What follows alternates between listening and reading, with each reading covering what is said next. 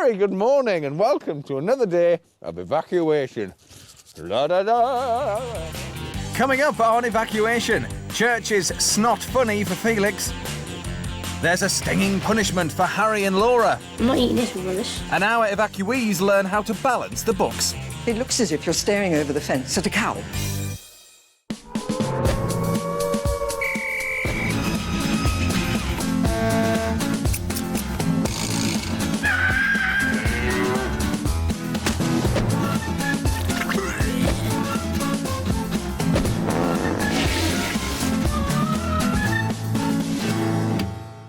To escape the bombing raids of World War II, over 1 million children were evacuated from cities to the countryside. Now we've taken a bunch of modern boys and girls back in time to live in the 1940s. You are playing into the hands of Mr. Hitler. They've experienced some old-fashioned discipline. Hands on it! Been fed farm-fresh food. Can't eat that, that's just blank. And have slowly settled into life at Castle Farm. You can call me Auntie Sue and you can call Mr. Rivett Uncle Brian.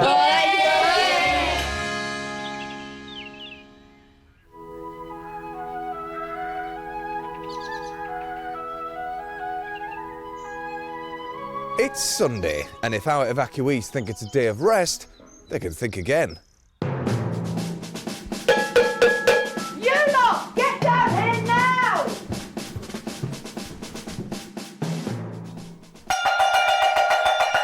Wakey, wakey, wakey! Come on, up you get! Where's the loudest yet? Oh, Mum!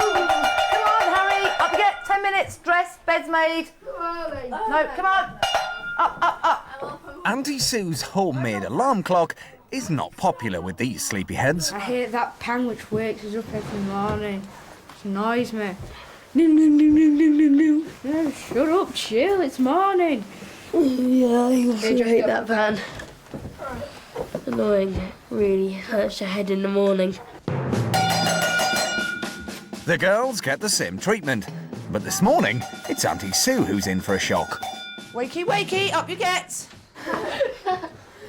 They're already dressed. Brilliant.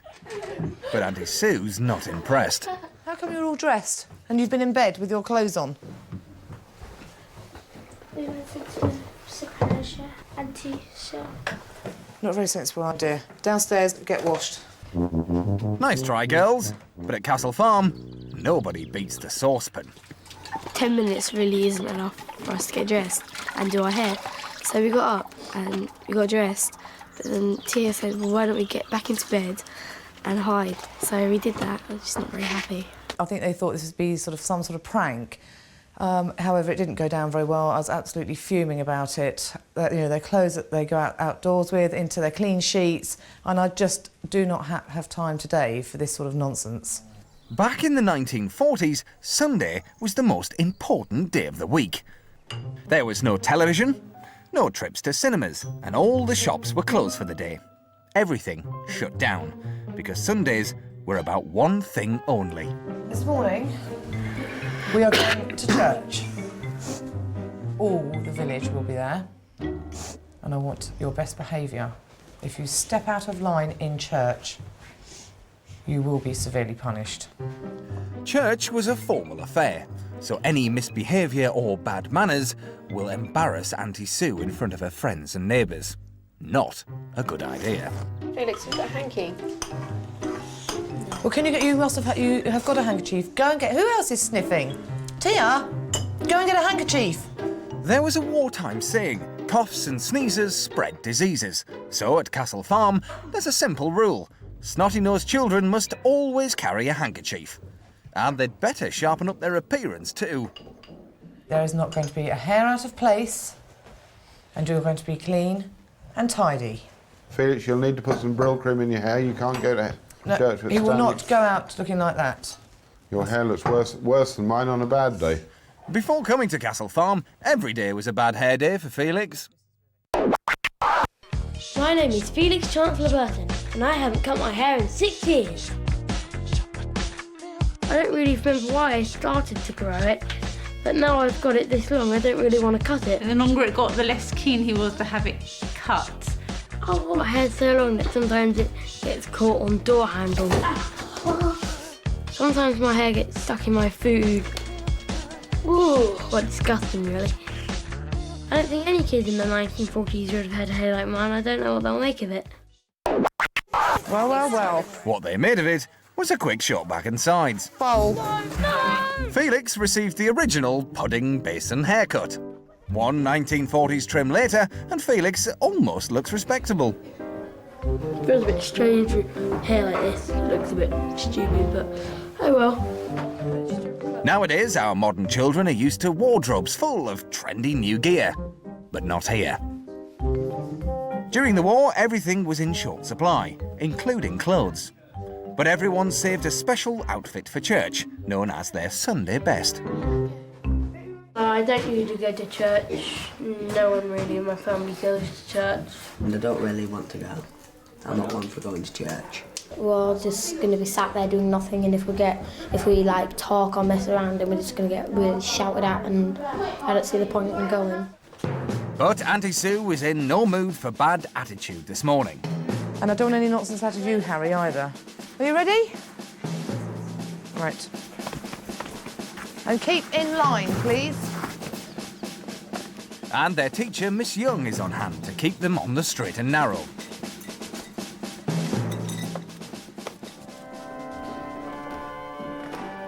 It's time to introduce our boys and girls to a 1940s church service, and that means lots of singing.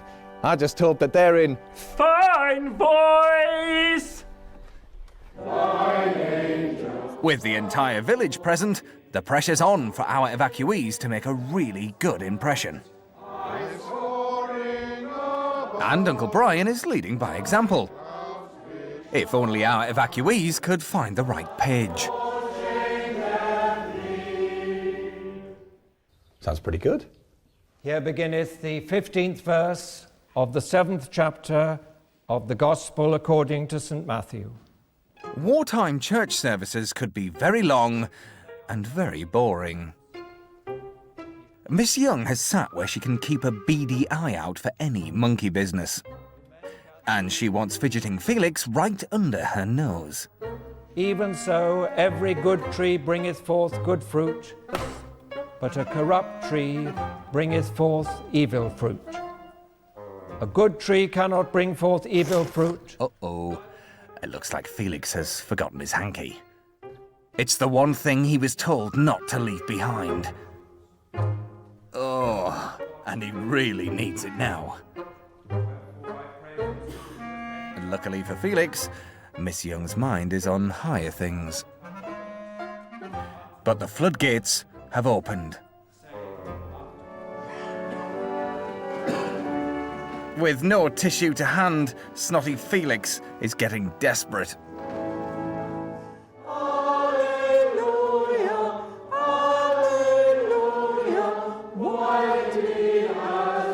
Oh no, not the hymn book. It's the final straw for Miss Young. She's had enough of Felix's disgusting behaviour.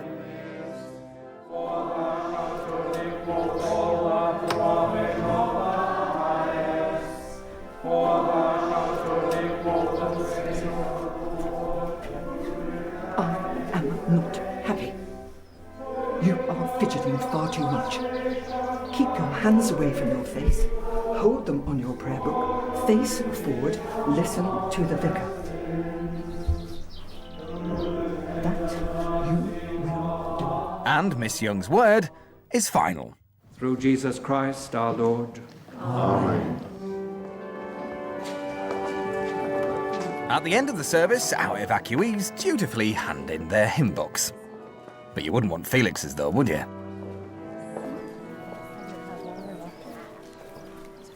After the bogey business, it looks like Felix is in line for even more trouble. Auntie Sue has spotted his secret stash of sweets. Oh dear, it's not a great day for Felix. First the nose blowing, and now he's in serious, serious trouble. Uncle Brian is not happy. How dare you bring sweets to church? What are you up to? I forgot I had my gas mask on. You are in serious trouble for the rest of the day. And it's not just Felix who'll suffer for his sins. I will not tolerate children taking sweets of any sort into church. It's disgraceful. And as punishment for this, I'm actually going to go around this afternoon and collect up all of the sweets.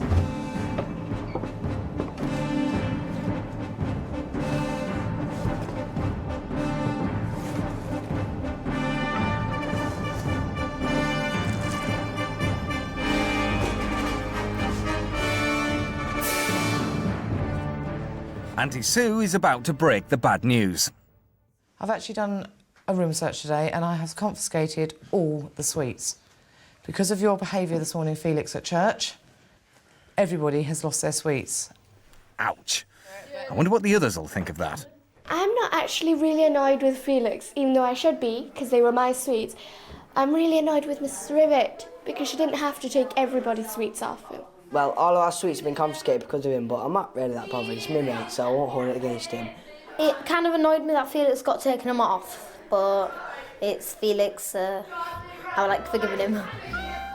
He may be snotty, and he may have lost them their sweets, but after going to church, our evacuees have learnt all about forgiveness.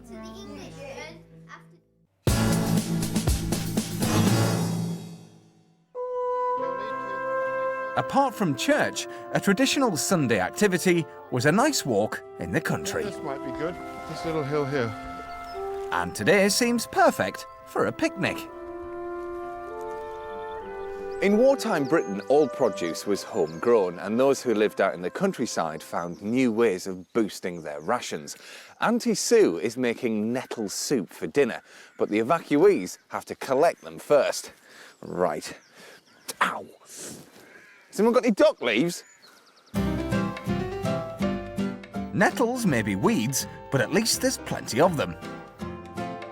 No, Felix, that's a bramble. There's no soup in there. Well, if you stick your finger on top of those hairs, that'll bite you. But if you stroke it this way, it won't sting you. These city boys and girls are still getting used to the joys of the countryside. Do you have to actually pick it out? Ow, I got stung again! It's coming up all funny. Oh, I'm gonna die. Stinging nettles are hardly a delicacy, but in times of war, people tried any food going. I understand lettuce and cucumber, but nettles. I've never had nettle soup and I don't like the sound of it, really. Picking nettles to eat. Wow. I don't know if it'll just itch your tongue or something, I don't know.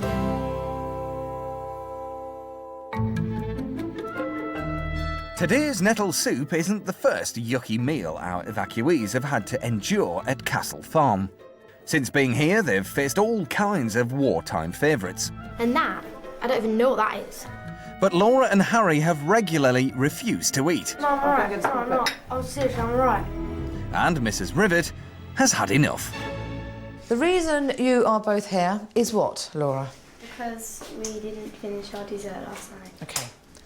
And I find it extremely hurtful and upsetting, Harry, we stopped doing that, that I actually stand out here for hours preparing your meals and you won't eat them. So this evening you are going to prepare what you've picked today so that you can actually appreciate what work and effort goes into putting a meal on the table. All right? Auntie, so Okay. I did try and eat that dessert, but I just didn't like it. But it's not the point. I have to eat things that I don't like and life is very unfair.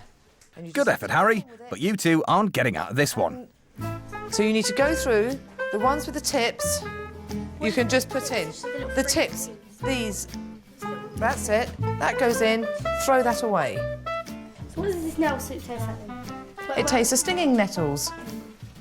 That's right, Laura, and it will take a lot of nettles to feed 11 hungry evacuees. Look at it. Look at it. Disgusting. I can't force us to eat. I'll just let it give me another punishment. Yeah, say sorry. I'm not eating this rubbish. Making nettle soup shouldn't be a problem for Laura. She's usually up for any challenge. Me and my dad are very competitive in all sports. And that's simply because I'm good at most sports myself. And she doesn't like to be beat at all. I really love winning. Yes! Yes! I'm quite a bad loser. We've had family games of Snap, where Laura has gone into a 2-day strop. When I'm bowling against my dad and he gets a strike, he's really happy. But I'm inside, I'm like, oh, I wish he didn't get that. But then when I get a strike, I'm really happy, and he's also like, oh, I wish he didn't get that either. I am going to be competitive on the farm because everyone's doing different things, and I want to be the best at something new. I'm not sure Laura had nettle soup in mind, though. OK, I want you to squeeze those nettles. Come on.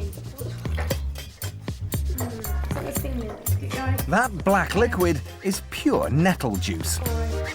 There's no tinned soup here. Virtually every ingredient is fresh from the farm. Butter comes from Bessie the cow. Fresh veg from the garden. Flour ground from the wheat.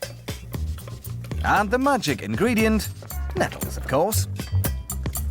In the days before food processors did all the work for you, this is how food was blended. Push it through. I have to stand here and do it. You do it. Like I say, hopefully you'll appreciate what effort goes into making your food. With the soup prepared, what's the chef's verdict? When the other children see the soup, I think they're going to look at it and think, oh yeah, let's try this. This could be nice.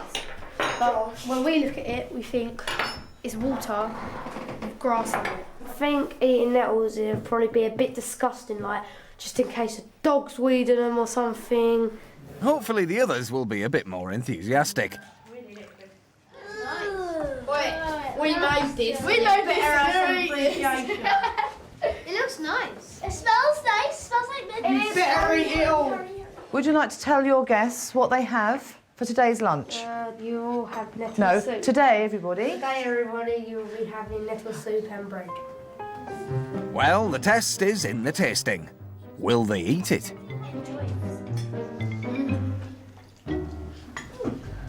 It's quite nice, actually.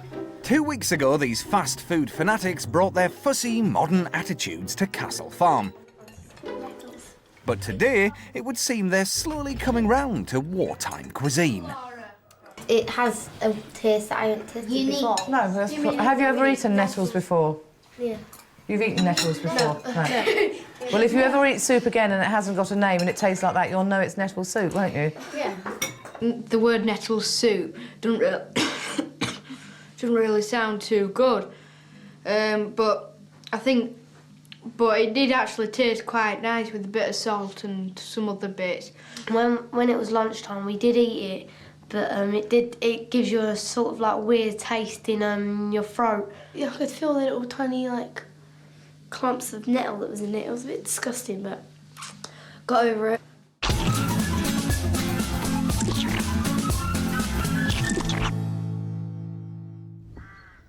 There may be no school on Sunday, but Miss Young has something far more daunting in mind.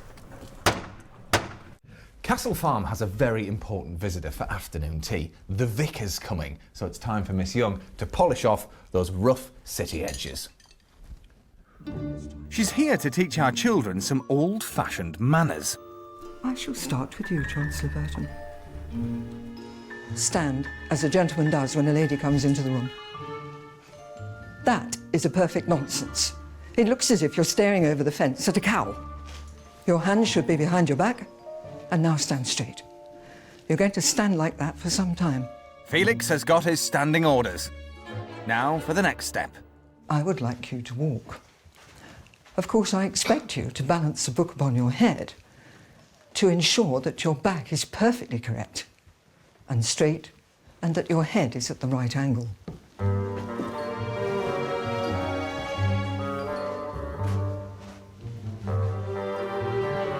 See if you can look at me. Very good. Turn, don't touch. Very good indeed, Lau. And now to add to this, a boy and a girl walking together across the room. Now watch this. The gentleman and the lady together. Come on, up it goes. Keep it on. Our evacuees are showing the grace and poise of true ladies and gentlemen. Very good, Tia. Very good. Bravo. All except Felix, that is.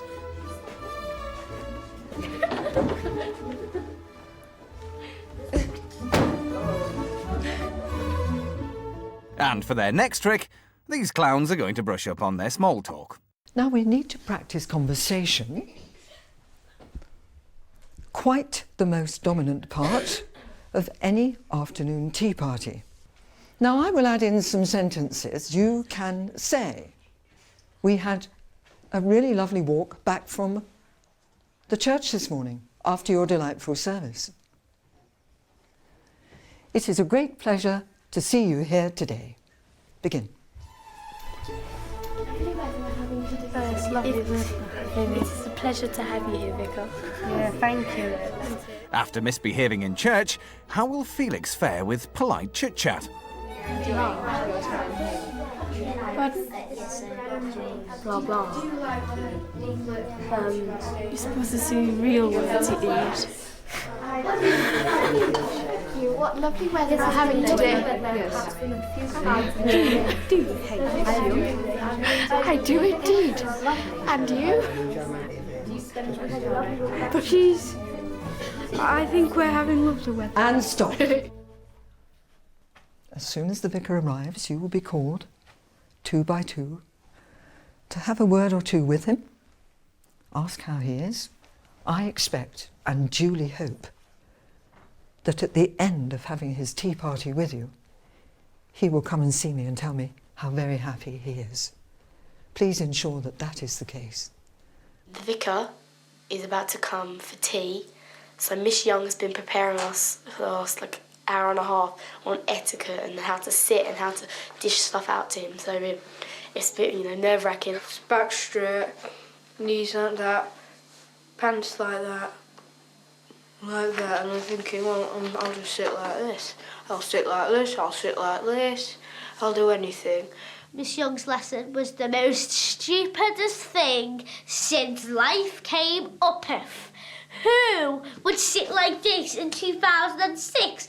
Only the Queen, and she's too even old to cross her legs. No one would do that. That is the most ridiculous thing in the world.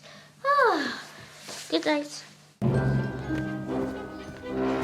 Back in the 1940s, it was a real honour if the vicar paid a visit for afternoon tea.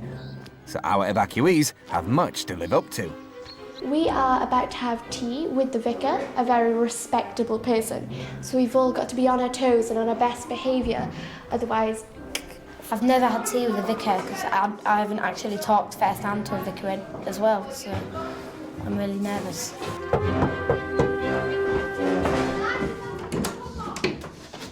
Good afternoon. Do Hello. come in. Hello, nice to see you again. Do come in. Thank you. If we go wrong, I don't think the vicar will be pleased, but I think it'll be Miss Young that's going to come on us like a ton of bricks. And it's going to be so scary. Miss Young issues some last-minute instructions. Are we all ready for this most important occasion? Now I'll choose the first 2 to come, and then I will come out with you and take the next 2. With Auntie Sue and the vicar waiting, Laura and Richard lead the way. Good afternoon, Vicar. Good afternoon, Vicar. Vicar, this is Adegoke. Hello. And this Very is pleased to Hall. meet you. Nice to see you. Come and sit down here. That's it, Richard. Ladies first. Well done. Are you well, Vicar? Am I well? Yeah. I'm very well, thank you. It was very nice to see you all in church. In fact, I think I heard you all singing pretty well. Yes, it was a very lovely service. To stay on the right side of Miss Young, the evacuees' strategy to impress the vicar involves telling some outrageous fibs. Did you know the hymns? I did know some of them. You did? What? It didn't look like it in church, Laura. And what are the best bits about life on the farm? Doing the work is pretty enjoyable too. I don't know why I'm being lazy. Just can't be bothered. Yes, I do enjoy my work on the farm. It's very hard work, but very rewarding. Not liking it, absolutely stink. What about the food? The food's lovely, so it just made me feel sick. It was disgusting. How are you getting on with Miss Young and the teaching? I'm getting on very well. Miss Young's a really good teacher. I don't really like that Miss Young. She's a bit strict and moany. And what's your favourite subject? Probably PE and maths. Where on earth did you get an answer like that? I like English. And Miss Young is a very good teacher. I don't like Miss Young teaching me. She snaps at you like a dog or something. Well, your head'll be swelling, Miss Young. And Miss Young isn't the only one who's smiling. I am relieved that I'm out now, but it was a bit funny the way Miss Young was talking and that. That was just so funny. And we had to be so polite. It went okay, actually, better than I expected. He just, appreciated you. He wasn't really strict. He just remembered all your manners, and then you were cool. But the big question is, have they convinced the vicar? Well, I trust you felt their manners were as you would expect. I thought they behaved very well. I think I'd almost say they behaved in an exemplary fashion, Miss Young. I think they're a credit both to you and to Mrs. Rivet. I'm very, very happy with that remark. Thank you, Vicar. Miss Young is quick to reward her charming pupils. Facing me, I just thought I'd come in and say how very well it went with the vicar. Thank you. Thank you, Miss Young. You're a great credit to Mrs. Rivet and the atmosphere in this house. So I brought in the remains of the cake, which didn't go home with the vicar, and the plate of biscuits for you to eat. Thank you, Miss Young. Thank you very much. The children's behaviour during the tea party was impeccable. They tried very hard to open the door correctly, shut it behind them, come in, look straight at the vicar. And of course Mrs. Rivet was quite in their line of sight and could see how well they did. They were a credit to her. But with Miss Young gone, so too have the children's manners. I want it, Please. Please, can I have it, Laura? No. And it seems that winning the children's affections is just a piece of cake.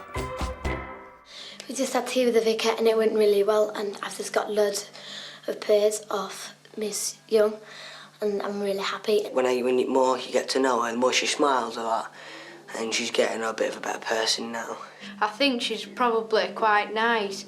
And to tell you the truth, I think Miss Young may actually be a good teacher.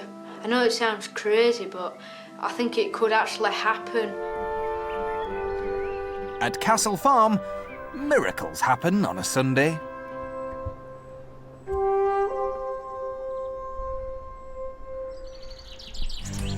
Next time on Evacuation, American glamour when the GI comes to Castle Farm. Yeah, and rock and soup. Rabbit pie's on the menu. That one's just died, I can't take it. And the evacuees face their toughest challenge yet. This isn't sports day, this is war. The other day, I walked into this brick wall and I said,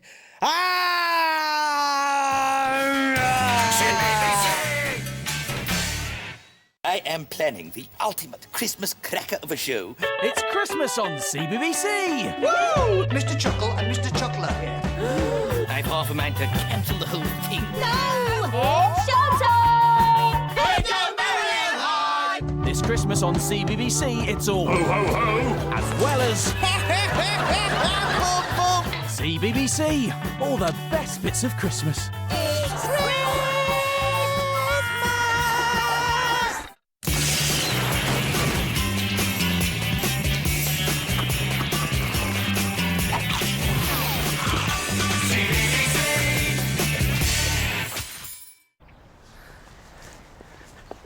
Hi and welcome to Best of Friends, the show that really